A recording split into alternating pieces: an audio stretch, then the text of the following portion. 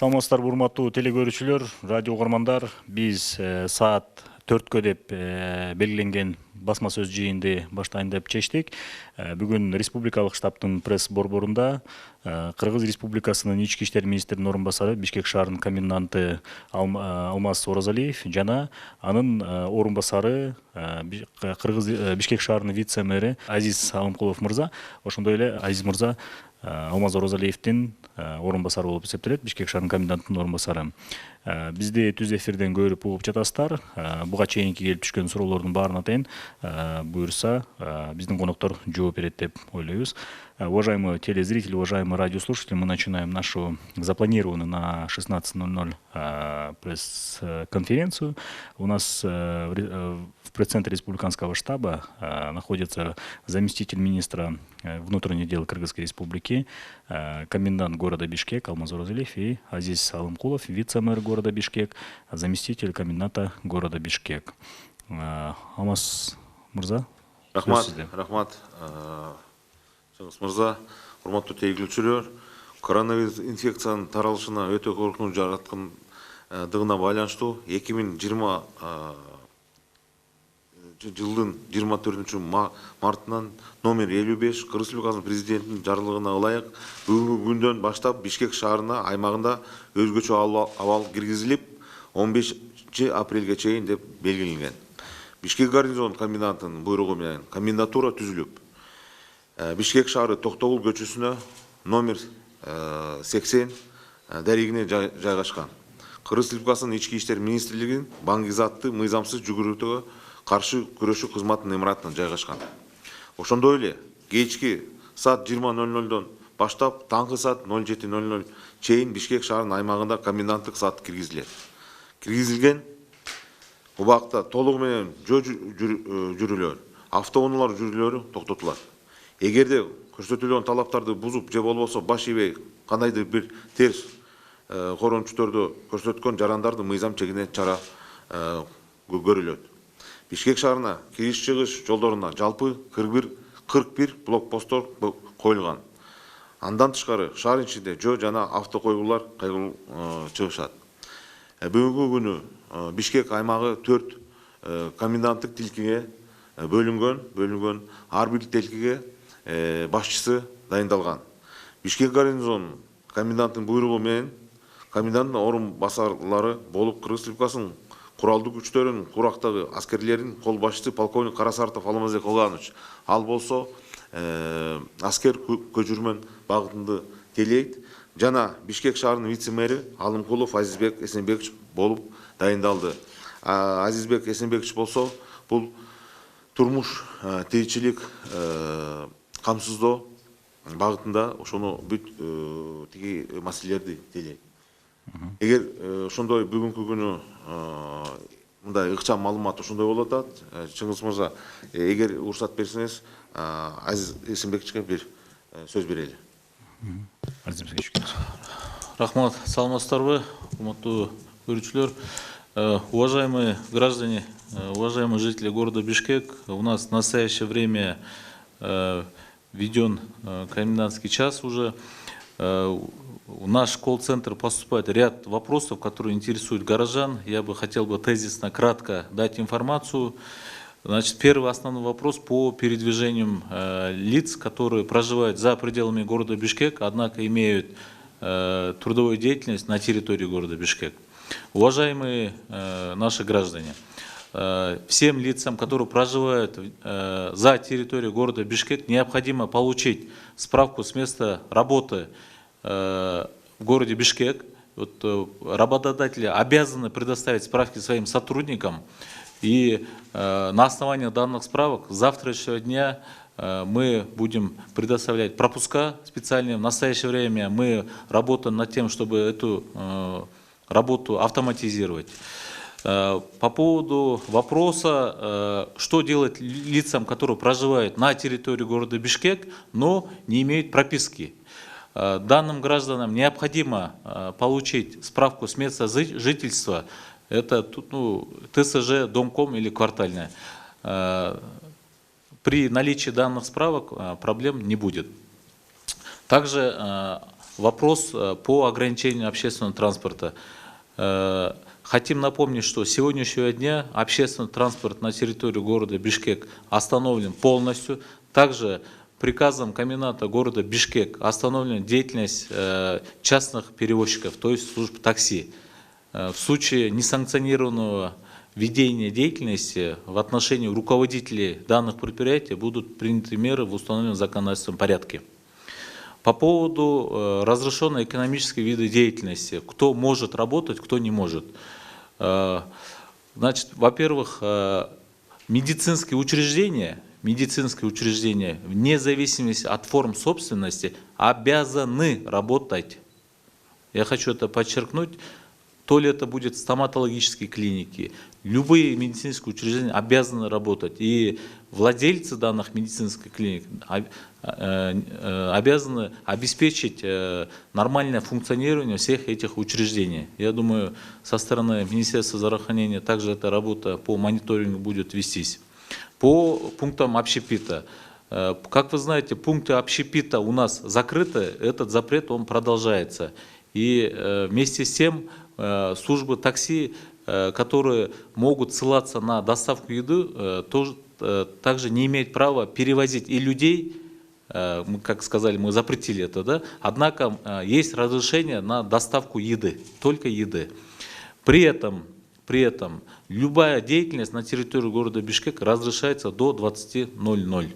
После 20:00 эти действия будут считаться несанкционированными. Если есть еще ряд вопросов, я думаю, волнующих телезрителей, я готов ответить. Сам болот эле ошо штабтын негизинде колл-центрди уюштурдук. Ошо колл-центрдин телефондорду мен бир жарыялап койсом 66 06 16 66 07 10 66 02 48 66 21 34.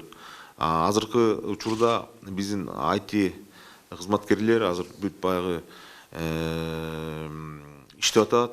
Ошо жакында ошо комендатуранын сайты ошо ачып туруп, ошо эл менен интернет аркылуу байланышабыз. Азизбек Эсенбекович, можете, эгерде мүмкүн болсо, кыргыз тилинде дагы жанагы башында сөзүңүздү айта кетесизби? Кайталап коеюн го? Кайталап коеюңуз. Албетте, болот. Урматтуу шаардыктар, шаардын тургундары, мына азыркы абалга жараша бизде шаардыктардын тарабынан көп телефон чалуулар болуп жатат, суроолор да көп болуп жатат. Мисалы 2-3 мындай чоң көйгөй маселелерди көтөрүп кетейин ушул жерден. Биринчиден, көп тургундар мындай суроо берип атат да, биз болсо Бишкек шаарда жашайбыз. Бирок биздин пропискабыз паспорт боюнча, мисалы башка региондордо депчи, областтарда. Ал жарандарга ошол жашап жаткан жерлеринен мындай справка алуу негиз бар да, азырчы ошол жерде жашайт деген. Андан кийин дагы жарандар бар бизде Бишкек шаарынын четинде жашайт, мисалы Чүй областында, бирок Бишкек шаарында иштешет. Коркунуч эмес, ошол иштеп аткан жерлеринен также аныктама алыш керек да, ошол жерде биз иштейбиз деген. Аны ошол жумуш берип жаткан жетекчилер өзүнүн кызматкерлерин камсыз кылыш керек, ошону аныкталар менен. Эгер андай камсыз кыла албаса, биз андай Бишкек шаарына киргизе албайбыз андай жарандарды. Үчүнчүдөн, жанагы тамак аш сатуу боюнча. Тамак аш сатуу боюнча бардык бизде кафе, ресторандар, ашканалар бардык жабык. Жабыкка тыюу улана берет. Бирок жанагы телефон менен жана заказ алып жатышпайбы? Ошондойлор боюнча ага уруксат бар. Бирок бүт Бишкек шаарынын ичинде ушун бүт мен айтып кеткен тамак ашты жеткирүү боюнча бүт иштерин баардыгын 20:00 токтотулуш керек. Бишкек шаары 20:00 жабылат. Урматтуу тургундар, 20:00 шаарда эч ким болбош керек. 20:00 баштап биздики комендантский час жана мөөнөт башталат. анан кийин милиция кызматкерлери уже чара көрө баштайт да ошол боюнча. Алмаз Кыдырмаевич, мындай бир суроо келип чыгып, эми суроого жоопко өтсөк, Институт медиаполиси уюму суроо берип атат. Каким образом будет организована работа СМИ? Редакции СМИ беспокоит вопрос о передвижении журналистов из дома до работы, поскольку они не подпадают под категорию групп, которым разрешено свободное передвижение. Как будет решаться этот вопрос? Будет даваться решение каждому журналисту, когда будет официальная информация по аккредитации журналистов? Я как комендант города Бишкек, я заявляю, что никаких ограничений для журналистов нету, но определять аккредитацию, значит, мы в скором времени дадим по этому вопросу ответ дадим. Я думаю, что мы со штабом должны, почему, согласно закону, мы определяем, значит, сколько, как, значит, аккредитовать при комендатуре. Поэтому я считаю, что касается передвижения журналистов, журналисты, насколько я знаю, они большими группами не работают. Я думаю, они не представляют опасности для наших граждан. Вопрос от Клоп KG. Можно ли будет гулять с собакой? Азиз Сембекович, наверное, скорее всего, вам вопрос. Ну, во-первых, гулять с собакой вне часы комендантского часа, это то есть днем, да, я думаю, что это возможно только кратковременно в утреннее время, да, и вечернее, если это не будет происходить, нарушать общественный порядок, во-первых, да, во-вторых, я рекомендовал бы владельцам собак, чтобы это они осуществляли, ну, прогулку своих домашних питомцев в одиночном порядке. Алмаз Кыдырмаевич, вопрос к вам, Клоп KG. Что делать людям, не имеющим прописки в Бишкеке, но живущим тут на постоянной основе, тем, кто снимает в городе жилье? Значит, тоже в этом вопросе проблем никаких нет. Необходимо взять справку от ТСЖ, квартальный, домком и так далее, что пусть дадут справку, что они проживают постоянно здесь. Я думаю, тоже проблем. Ну, при, значит, предъявлении документов, удостоверяющих личность. Телекомпания «Апрель ТВ». Если человек немного задержался на улице, не рассчитал, не успел вернуться домой вовремя, и сотрудники встретили его на улице, что в приоритете: сопроводить его домой после проверки документов и разъяснительной беседы или отвезти в участок? Сразу скажу, что наши граждане – это наши граждане. Мы обязаны их обеспечить, их безопасность. В приоритете будет, конечно, если он не оказывает сопротивления, если он подчиняется законным требованиям, если он в трезвом состоянии, мы, значит, поможем ему добраться домой, если он нормально объяснит причины своего, будем говорить, нарушения комендантского часа. Ну, хотелось бы, чтобы это было, люди, чтобы знали, что нарушать комендантский час ни в коем случае нельзя. Какие бы причины не были. Но 10-15 минут там они не решают, мы всегда готовы помочь нашим гражданам. Кто и когда может проверить документы, маршрутный лист? Например, в Караколе потребовал маршрутный лист, и милиционер оштрафовал на 1000 сомов за нарушение. Я считаю, что это незаконно, то, что он оштрафовал. Составляется протокол, взносится постановление, потом оно оплачивается через банковские учреждения. Маршрутный лист может проверить сотрудник органов внутренних дел. Поэтому давайте мы вот эту информацию под карандаш возьмем и, так сказать, проверим. Нет, здесь пишут просто «например». Например, это, да. например. Я считаю, что, значит, да, там предусмотрена, значит, ответственность за нарушение санитарно-эпидемиологических правил штрафом первой категории 1000 сомов. Вот. Соответственно, должен быть протокол и вынесено постановление. После этого уже идет, значит, оплата штрафа. Спутник Кыргызстан радиосунун суроо. Коменданттык саат учурунда жарандардын милдети жана укугу кандай болот?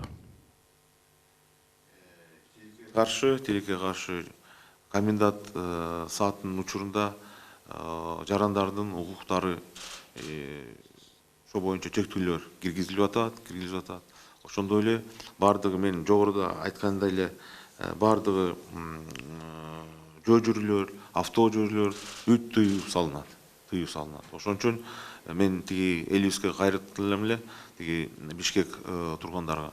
Мына тиги 20:00дон таңкы 07:00га чейин ошо баягы сураныч үйдөн чыкпай. Ошону комендант сааттын талаптары сактаганга аракет кылыңыз деп. BBC радиосунун баяндамачысы Абдыбек Казиевдин суроо: 25 март түнкү саат 24:00дөн баштап коменданттык саат башталды. Ушул убакытка чейин эреже бузуу менен кармалгандар, кармалып коюу берилгендер болдубу? Жок. Бүгүнкү күнү жергиликтүү бийлик менен, акимдер менен, МТУнун тиги өкүлдөр менен биргеликте ички иштер органдарынын кызматкерлер түшүндүрүү иштерди алып барып атабыз. Ошондой эле элибизге, биздин Бишкек тургундарга түшүндүрүп, ошонун баары кандай эме болот экен, тиги комендант сааттын мөөнөттөрү кандай болот экен, ошондой эле кандай талаптар ошо комендант саатын коюп атат. Бүгүнкү күнү коомдук тартипти бузгандар адамдар эч кандай кармалган жок, эч кандай фактылар катталган жок. Экинчи суроосу: өзгөчө абал киргенден тарта Бишкекте эмне өзгөрдү? Бүгүнкү күнү дагы эле жогоруда айткандай эле тилекке каршы көп чектөөлөр киргизилди. Дагы эле кайталап коеюн, жөө жүрүүлөр, авто жүрүүлөр бүт токтотулат. Бүгүнкү күнү чектөөлөр киргизилген. Бүгүнкү күнү коомдук транспорт токтолду. Тиги такси фирмалары, бүт баягы жеке таксисттердин баарынын жумуштары токтолду. Спутник Кыргызстан радиосу 25 марттан тарта 15 апрелге чейин Ош, Жалал Абад областарында жана Бишкек шаарында өзгөчө абал киргизилди. Буга байланыштуу баардык коомдук транспорттар токтоду. Жана таксилер да каттамга чыкпай тургандыгын айтылды. Бирок 25 марттан таңында таксилер кадимкидей ишин улантып жатканына күбө болдук. Себеби эмнеде? Биринчиден, биз түшүндүрүү иштерди баштаганда биз биринчиден баягы организованный таксопарктар менен ошону сүйлөштүрүп, ошондой маалымат бергенбиз. Бүгүнкү күнү баягы жеке такси извоз алектенген биздин жарандарыбыз эле чыкты. Бүгүнкү күнү организованный таксопарктар бүт баягы аларга тыюу салынып, алар линияга чыккан эмес. Азиз Эсенбекович, бул суроо сизге экен. Медицина кызматкерлеринин жумушуна жеткирүү боюнча транспорт менен камсыздалар айтылган, ишке аштыбы? Эң туура көйгөн маселе медицина кызматкерлеринин транспорт боюнча бүгүнкү күндө саламаттык сактоо министрлигинин ичинен дагы сунуштар иштеп чыгып атат азыр. Биз билишим боюнча алардан өздөрүнүн болгон транспортун ишке ашырышат, бирок баардык медицина кызматкерлерге кайрылып кетет элем. Эч кандай коркунуч жок. Бишкек шаарынын мэриясында баардык авто жана унaalарыбыз биздин даяр, ошо даяр болуп атат. Азыр бүт схемалар тартылып атат. Ар бир медсестрадан баштап бүт медициналык кызматкерлерден ошол жерден иштеген баарын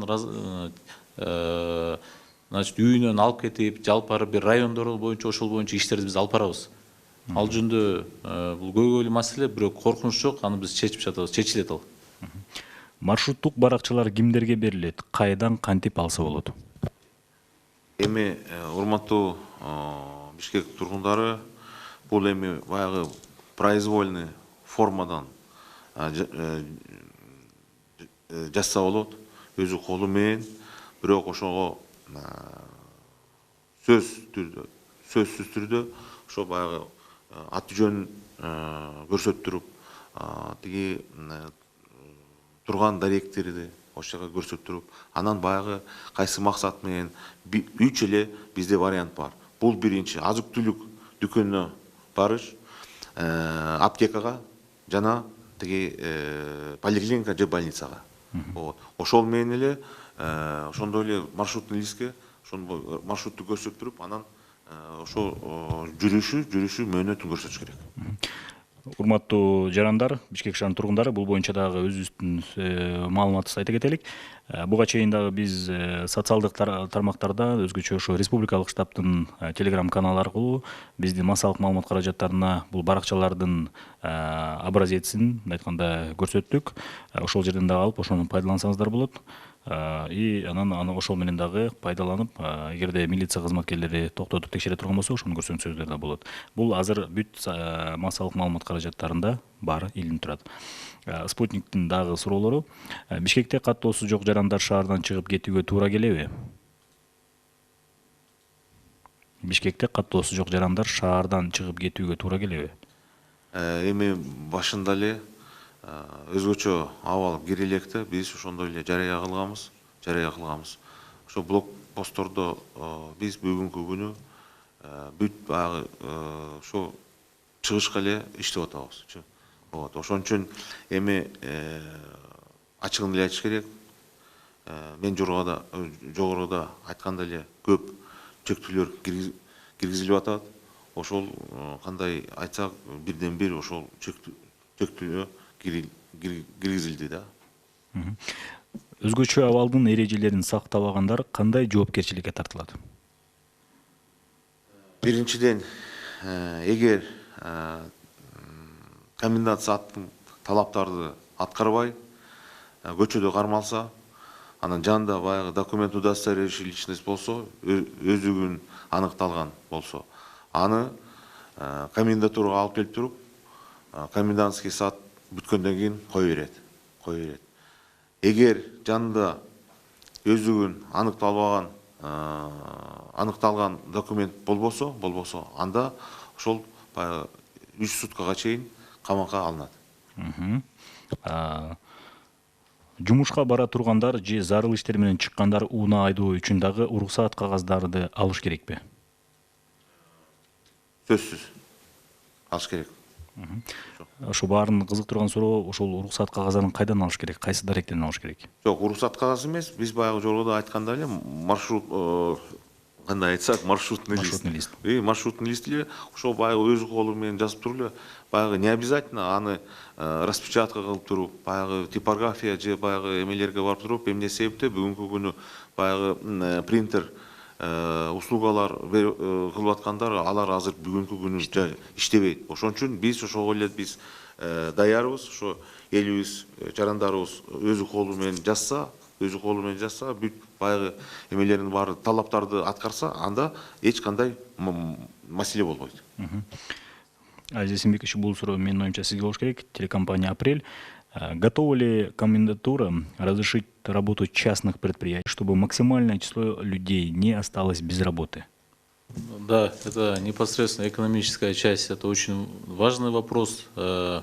Значит, малых частных предприятий в сфере оказания услуг медицинского направления мы только приветствуем.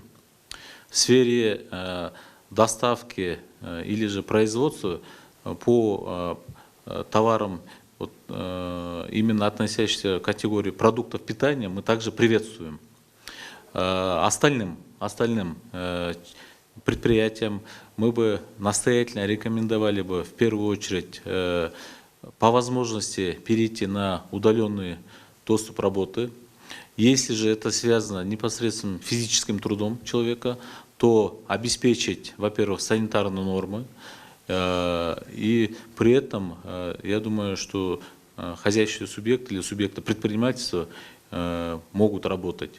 Но в первую очередь здесь, значит, уважаемые граждане, я думаю, наши понимают, что все эти ограничения, они необходимы для каждого человека. Это в целях сохранения здоровья. Спасибо. Как быть тем, у кого пожилые родители живут за пределами города и им надо возить продукты? Надо просто возить продукты, и проблем никаких не будет. Почему? Потому что есть, до этого я сказал, есть от руки можно в произвольной форме написать маршрутный лист. Я считаю, что надо о наших пожилых людях, о наших родителях заботиться. Я думаю, тут проблем нет. Это веская причина. Это веская причина, по которой мы, наоборот, будем оказывать содействие. Да. Чтобы здесь добавить, здесь для понимания многих задающих вопрос, хотел бы сказать, что значит, основная цель введения нормы дорожного листа, маршрута, да, а также справка получения с места работы, да, это означает, что мы не допустим несанкционированное передвижение на территории города Бишкек. Любой человек, находящийся на улице, он должен направляться или же на работу, или же в магазин, или же в аптеку, вот как сказал комендант, или же иметь цель своего направления. Он должен Объяснить. Санкционированный выход должен быть. Как раз вот к этому вопросу здесь. Зачем именно нужен маршрутный лист? Надо ли его сдавать милиционерам? Где будут храниться эти маршрутные листы, если будут? Не надо сдавать, он должен оставаться при гражданине, И самое главное, что маршрутный лист — это и есть объяснение цели выхода на улицу. Мы, опять же, повторяю, что есть 3 случая, по которым можно выходить на улицу с составлением данного маршрутного листа. Вопрос от 24 kg. Как быть тем, у кого новые паспорта? Там прописка не указывает, и, допустим, телефон старый, кнопочный, без доступа к сети или дома забыл. Как они будут доказывать, что я не живу в Бишкеке, и как будут проверять? Есть у нас определенные цифровые технологии, я не буду об этом говорить. Это у нас маленький секрет, поэтому мы можем это определить, честно говоря. Сегодня это с помощью наших коллег с ГРС мы можем это отследить.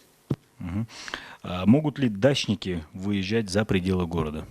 По, значит, владельцам дачи мы рекомендовали бы выехать, если имеется у кого-то дача, рекомендовали бы выехать и проводить такую, значит, самоизоляцию карантинного метода, да, у себя на даче. Мы такие вещи приветствуем, потому что если у человека имеется дача и он может выезжать и находиться там, то я думаю, что это только приветствуется. Вопрос от 200 kg. В Бишкеке очень много иностранных студентов, например, граждан Индии. Куда они должны уехать, если все рейсы отменили? И зачем высылать из Бишкека граждан без прописки, если они могут быть потенциально зараженными? Ну, здесь уже вопросы повторяются. Я хотел бы сразу точку поставить. Значит, здесь не имеется в виду речи, что у кого нету прописки Бишкека, они обязательно должны быть выдворены за пределы Бишкека. Здесь говорится так, о санкционированности. Те же граждане иностранного государства, которые по тем или иным причинам находятся в Бишкеке, они могут получить справку с места учебы. Или же, как вы сказали, что иностранные граждане обязательно имеют себе студенческий билет. Я думаю, что данный студенческий билет, он обосновывает их здесь нахождение на территории города Бишкек, и при соблюдении всех норм, которые ограничиваются комендантским часом, я думаю, к ним вопросов нет. А как быть с работой сантехников, электриков и других частных служб, необходимых в быту? Дневное время они не ограничены. Я думаю, что люди, которые занимаются работой по коммунальной части, у них никаких ограничений нет, просто им надо также иметь, как уже выше сказано, необходимые документы при себе, куда они направляются, как направляются, а также сотрудники фирм, которые оказывают такие услуги, должны получить от своего руководства соответствующие справки от работодателя. По какому адресу направить заявление о предоставлении разрешения для частной деятельности, частных предприятий относительно маршрутного листа для сотрудников? Какие документы нужно прилагать? Также здесь мы уже сказали, что маршрутный лист никуда прилагать не надо. Маршрутный лист должен иметь при себе гражданин, который передвигается на территорию города Бишкек. По гражданам, которые проживают, этих фирм, которые вы озвучиваете, частных, да, которые проживают за пределы города Бишкек, им необходимо получить справку с места работы, справку с места жить своей территории Бишкека. Если за пределами они живут, работают в Бишкеке, им необходимо получить справку, и специальный на основании этой справки с завтрашнего дня секретариат комендатуры будет рассматривать возможность выдачи разрешений на въезд на территорию города Бишкек. Жана BBC радиосунун буга чейин бир суроо берип кетти эле. Кандай бир өзгөрүү барбы же жокпу дегендечи. Ошого дагы бир кошумчасы бар экен. Өзгөрүү барбы же жокпу дегенибиз менен сиздер коюп жаткан талаптар сөз жүзүндө эле калып калган жокпу дейт. Жок, эми урматтуу жарандар, дагы эле кайталып коеюн, тилекке каршы биз ошо биздин жарандардын укуктары ошо мыйзам негизинде чектелип атат. Биз баягы бүт иш аракеттерди кылып туруп, ошондой эле баягы санитардык, эпидемиялык ошо кырдаалды өзгөрткөнгө жол салып атабыз. Шаардыктар канчалык олуттуу мамиле кылып жатат деп ойлойсуз? Мындай абалдын киришинде биздин телефондорго көп чалуулар болуп атат, түшүнүктүү менен болуп атат деп ойлойбуз. Анткени мына өзүңүздөр эле бүгүн байкагандай Бишкек шаарынын көчөлөрүндө бүгүн көп эсе машина унаалар деле аз, адамдар деле аз жүрөт. Бул деген шаардыктар тарабынан түшүнүктүү болгон үчүн ушундай болуп атат деп оюбуздабыз. Комендантский жанагы саат мүнөт бүгүн кечинде башталат. Ойлойм, ошол учурда дагы көп маселелер чечилет депчи. Анткени эртеңден баштап уже эртең менен баягы жаңы ушундай чектөөлөргө адамдар уже толугу түшүнөт деп ишенем дейбиз. Бирок бүгүнкү күндө шаардыктар тарабынан көп телефон чалуулар болуп атат. Туура кылдыңар, рахмат силерге. Ушундай иштер менен биз болсо баягы Бишкек шаарынын тургундарын баягы азыркы кырдаалдан жакшы чыгып кетебиз деген ойдобуз деген көп колдоолор болуп атат. Эми бүгүн 20:00 сааттан баштап коменданттык саат киргизилип атат. Эми эртең Кудай буйрса ошо брифинг берип атканда ошо бүт толук маалыматты берип туруп, баягы кылмыштуулук боюнча кандай, баягы коомдук тартипти бузуулар боюнча кандай, ошондой эле коменданттык саат талаптарын бузуулар боюнча биз толук маалымат беребиз. Ошондой эле тиги биздин экөөбүз Азизбек Эсенбекович менен ошондой кайрадан эле келип туруп, ошондой так маалымат беребиз. Вопрос от 24 Что, если человека срочно нужно отвезти ночью в больницу? Пропустят ли патрульные милиционеры? Безусловно. Но надо просто это доказать, действительно, что, видно же, гражданин, если плохо себя чувствует, мы даже, нужно будет даже сопроводим. Да. Вопрос от агентства «Спутник Кыргызстан». Много людей ходят по улице, да и машины ездят. Значит, все же днем можно ходить по своим делам. Что насчет частных машин? На них можно передвигаться по городу? А если машина зарегистрирована в другом регионе, к примеру, в Чуйской области? Уже говорили, повторяются вопросы, значит, с составлением маршрутного листа можно передвигаться, но при этом по 3 направлениям. Продуктовый магазин, аптека, поликлиника. А то, что задают агентство «Спутник», что много машин и так далее, да, в связи с тем, что мы приостановили работу общественного транспорта, прекратили работу организованных таксопарков, да, конечно, сейчас чуть-чуть как бы есть такое определенное присутствие автомашин, но в разы, в десятки раз намного меньше. Посмотрите, и людей намного меньше на улице. Өзгөчө абал режиминде айрым ишкерлерге уруксат берилди. Тизмени толугу менен качан жарыялайсыздар? Жана мен башында эле айтып кеткем, мисалы бүт медициналык тармакта иштегендерден, мисалы жана жеке ишкерлер бар, биздин тиш доктурларыбыз бар, жана башка көптөгөн медициналык, алар болсо бүт баары ачык иштей берсе болот. Аларга биз чакырып кетет элек. Андан тышкары магазиндер, продукты, тамак аш, азык-түлүк саткан магазиндер, алар иштей берсе болот. Уважаемые журналисты, уважаемые телезрители, очень много вопросов, и вот мы, как ранее наши спикеры говорили, что очень повторяющихся вопросов. И вот, вот сейчас вот как раз от «Говорит ТВ» вопрос. Каким образом милиция будет успевать контролировать миллионный город? Сегодня многие горожане находятся на улице. Не видно, чтобы проверяли документы. Сколько сотрудников задействовано? И второй вопрос насчет СМИ необходимо выдать пропуски. Ну, Я на первый вопрос отвечу. Это тоже, будем говорить, субъективная точка зрения наших граждан. Исходя из того, что было у нас 2 дня назад, 3 дня назад, вот, мы делаем ежедневный анализ. Вот. Что касается личного состава, задействованного в охране общественного порядка, его достаточно. Именно расчеты составлены по правилам чрезвычайного положения. И такой вопрос. Кто будет выдавать спецпропуски для сотрудников международных организаций, дипломатические учреждения, которые вынуждены выходить на работу? Пожалуйста, объясните процедуру для оформления таких спецпропусков. Для сотрудников диппредставительств международных организаций, которые имеют дипломатический статус, для них, я насколько знаю, ограничений нет. В дневное время. То есть до наступления комендантского часа. И такой вопрос, последний вопрос от 24KG. Если есть компания, которая напитки развозит, они на легковом авто могут выезжать в Чуйскую область. Имеет ли право выезжать из города в Чуйскую область?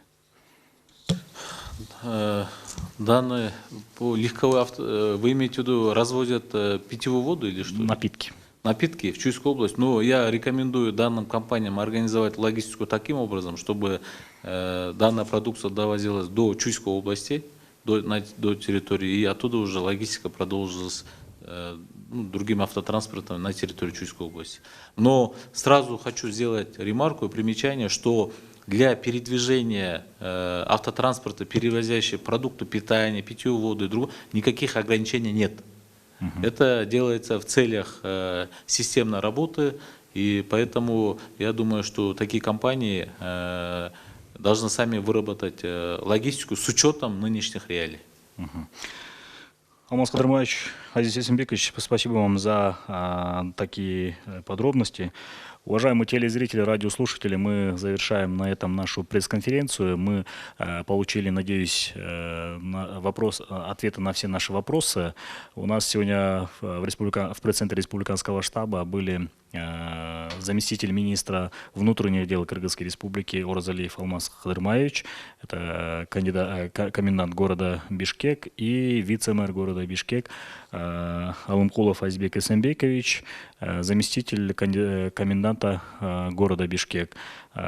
Спасибо вам. Нас смотрели в прямых эфирах через телеканалы КТРК, ЛТР, Ош ТВ, Ынтымак ТВ, также на радиостанциях Биринчи радио, Кыргыз радиосу, Минки ЛФМ, ЛФМ, также в социальных сетях это YouTube канал телекомпании ЛТР и в официальных страницах в Фейсбуке Кыргыз өкмөтү и социальное правительство. Урматтуу телекөрүүчүлөр, биздин суроолордун баардык суроолорго биз жооп ала алып деген ишеничтебиз. Бүгүн биздин республикалык штабтын пресс борборунда Кыргыз Республикасынын ички иштер министринин орун басары, Бишкек шаарынын коменданты Оразалиев Алмаз Кадырмаевич жана Бишкек шаарынын вице-мэри, Бишкек шаарынын комендантынын орун басары Алымкулов Азизбек Эсенбекович болду. Бизди түз эфирлерден КТРК телеканалы аркылуу, Алатоо 24, ЛТР, Ош ТВ, Ынтымак ТВ, ошондой эле Кыргыз радиосу, Биринчи радио, ЛФМ, мындан тышкары социалдык тармактардан түз көрө алдыңыздар. Чоң рахмат.